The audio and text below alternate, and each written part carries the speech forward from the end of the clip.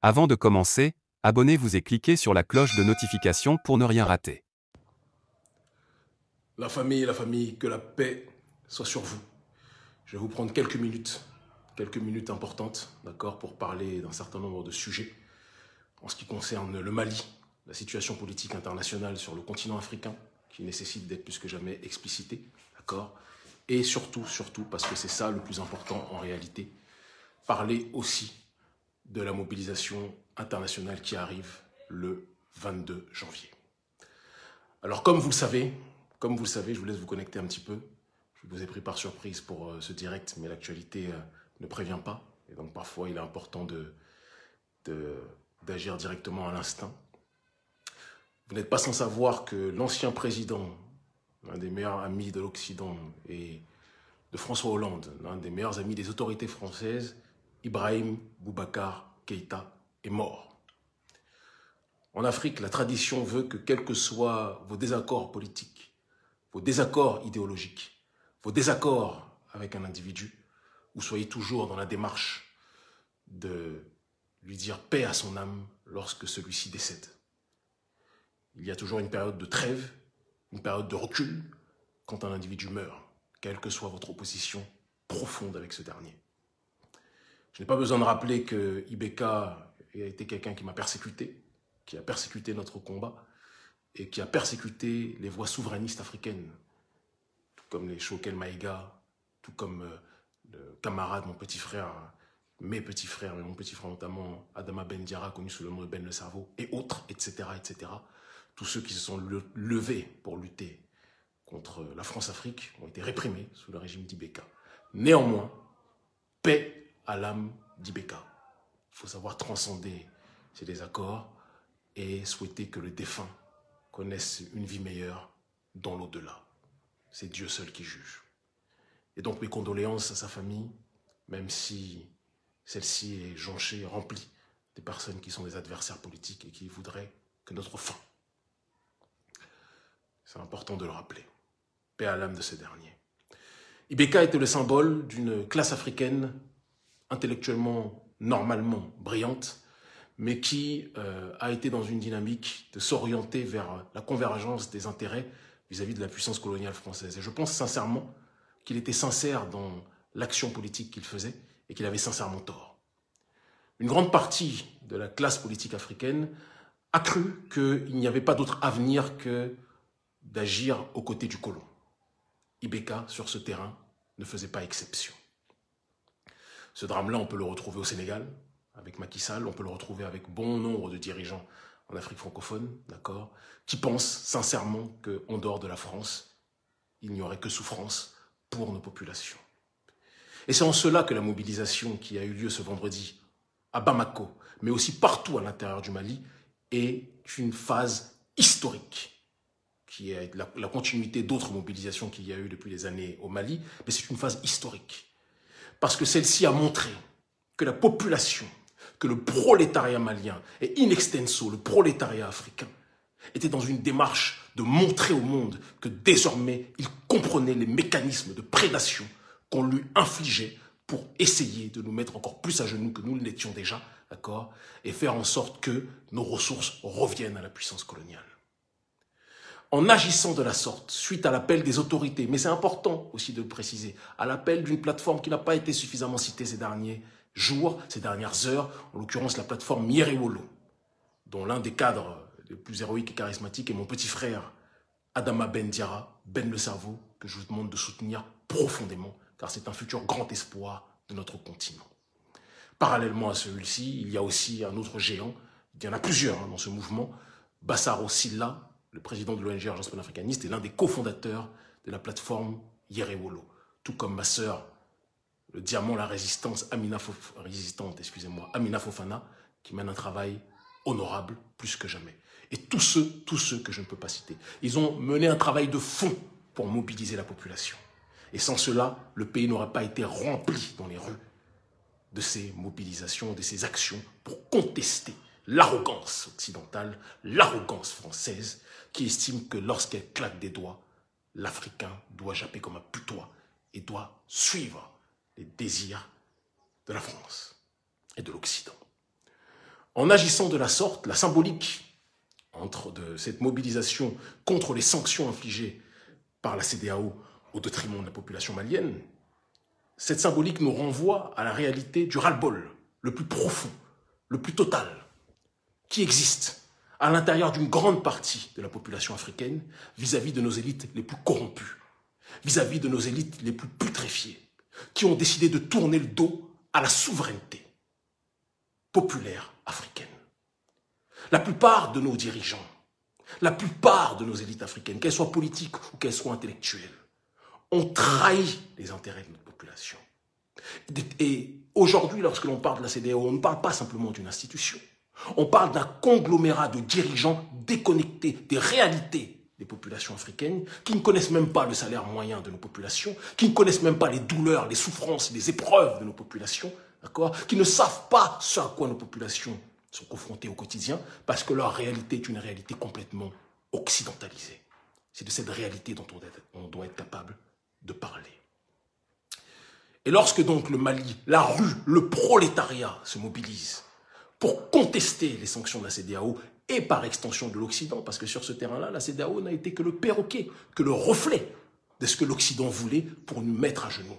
N'oublions pas les révélations du Premier ministre, honorable Premier ministre, un grand monsieur, Choguel Maïga, lorsqu'il rappelle que les militaires de Barkhane, les patrons de Barkhane ont dit que nous étions partis 100 ans du Mali et que nous allons revenir désormais pour 100 ans. La France est venue pour recoloniser cet espace parce qu'ils savent que les ressources qui sont là peuvent permettre à la France de maintenir son rang de puissance mondiale. Parce que sans l'Afrique, la France ne serait pas plus puissante que la Roumanie ou que des pays de ce style.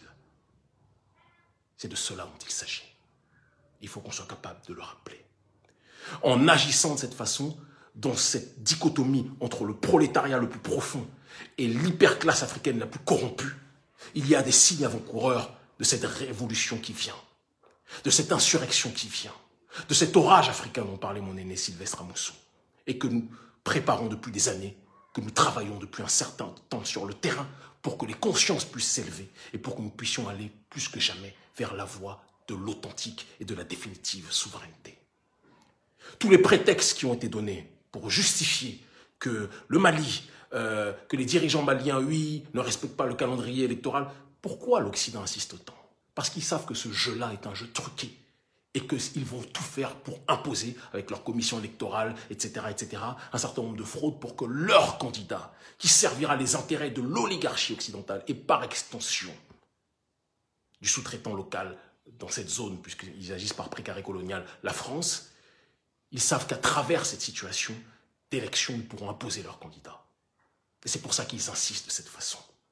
Mais la rue malienne a montré au monde qu'elle a compris ce qui se passe, qu'elle a compris que soutenir Assimi Goïta, c'était soutenir la souveraineté du Mali. Et montrer au monde que la souveraineté africaine était plus que jamais sur le retour. Oui, c'est de ça dont il s'agit.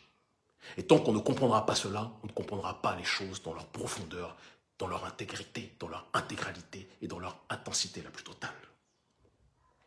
Et c'est en ce sens-là que je dis à chacun de nos frères et sœurs qui sont installés un peu partout en Afrique francophone, mais aussi en Occident. Je sais qu'en Afrique francophone, les mobilisations dans les pays où les dirigeants sont opposés au Mali, les mobilisations sont difficiles, qui vont tout faire pour réprimer. Nous connaissons la chanson, combien de mobilisations, de manifestations ont été interdites. Nous le savons.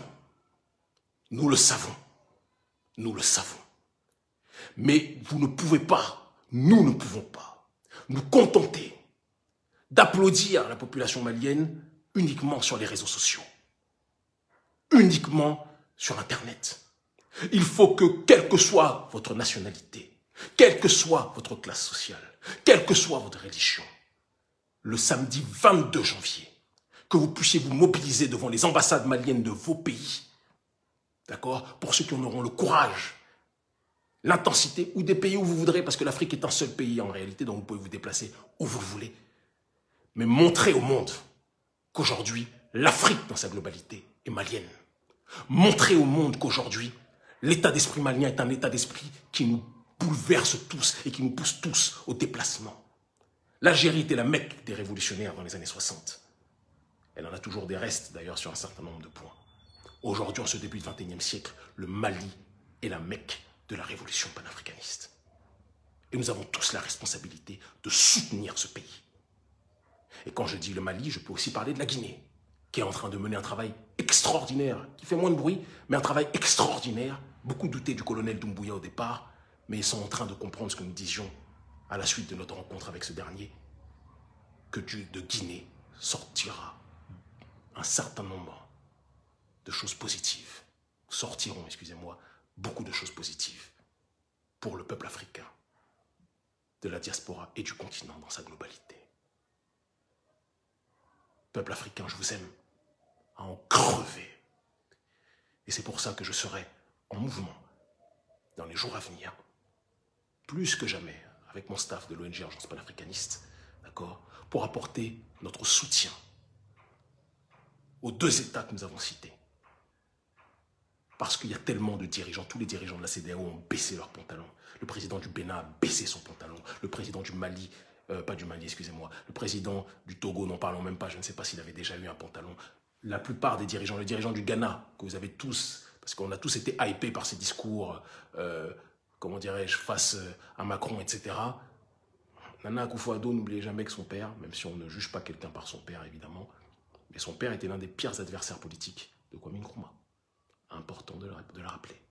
Et Nana Akufo-Addo a une politique ultra néolibérale sur le continent africain et surtout au Ghana, à l'intérieur du Ghana. Important aussi de le rappeler. Ne soyez donc pas surpris qu'il suive les intérêts d'une élite occidentale sur certains points qui n'est pas en adéquation évidemment avec nos réalités. Mobilisons-nous le 22 janvier. Ceux qui le peuvent à Paris, à Bruxelles, ceux qui le peuvent au Niger, ceux qui le peuvent au Burkina Faso. On a entendu notre frère Bayala, d'accord, porte-parole de la Coupe ABF, appeler à la mobilisation. Au Niger, Omar Abdourahman, c'est l'occasion de se mobiliser. Tous ceux qui le peuvent, montrons notre responsabilité. Montrons notre responsabilité. L'Afrique tient sur nos épaules. Regardez l'audience que nous avons aujourd'hui. Le peuple n'écoute plus les politiciens corrompus. Elle écoute les leaders citoyens, même si je n'aime pas ce terme leader, clairement, ou les voix citoyennes, et elle écoute les militaires patriotes. C'est l'Afrique de demain. Une Afrique qui va développer sa propre démocratie, qui va développer son propre schéma civilisationnel, qui ne sera pas coopté par qui que ce soit, si ce n'est par elle-même. L'Afrique libre ou la mort, nous vaincrons. Ils finiront par comprendre. 22 janvier, devant les ambassades du Mali dans vos pays, montrons au monde que ce problème n'est pas qu'un problème malien, mais un problème africain. C'est de ça dont il s'agit. Et quant à tous les autres présidents africains, je sais que je n'ai jamais été autant surveillé qu'en ce moment, je le sens d'ailleurs, c'est une petite confidence que je vous donne, je n'ai jamais été autant surveillé. D'accord? Mais c'est normal. Je sais que j'ai tous les présidents africains sur le dos, en tout cas de la CEDEAO et d'Afrique francophone, sans compter, évidemment, les services français et autres qui n'aiment pas trop quand un Africain se rebelle contre le néocolonialisme. 22 janvier, devant les ambassades du Mali. Et toute action, quelles que soient les divergences idéologiques qu'il peut y avoir entre certains Africains ou autres, peu importe, toute action qui va dans le sens de l'élévation de notre population ce jour-là sera une action qui ira dans le sens, plus que jamais, de faire bouger les lignes. Je vous aime, à en crever. À très vite.